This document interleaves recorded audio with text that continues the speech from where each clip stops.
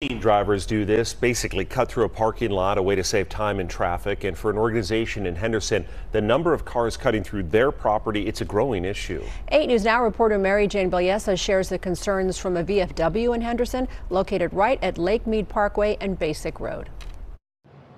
Biggest concern is having somebody, either an accident or somebody actually being hit. Dan Biza and other veterans who frequent VFW posts 3848 want something done to stop drivers from bypassing the red light at this intersection on Basic Road and Lake Mead Parkway. We have a lot of veterans that are disabled. They use canes, or they walkers, or they might be in a wheelchair, and we're concerned with the cars cutting through the parking lot. Right in the middle of my interview, a van went into their parking lot to make a U-turn because the driver didn't want to wait for the red light.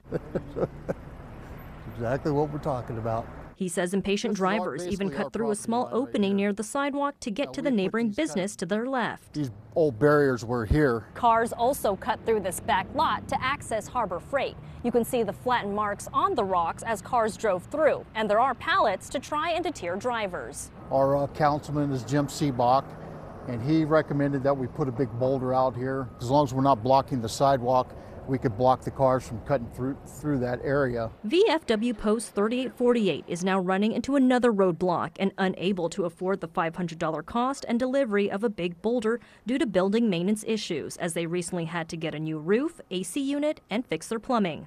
Even though it seems pretty insignificant, it's a lot to us.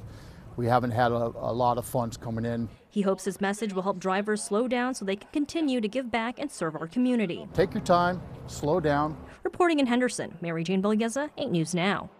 Thanks, Mary Jane. That gentleman went on to say the city of Henderson is aware of the traffic concerns. They say police units are on the lookout if they are patrolling that area.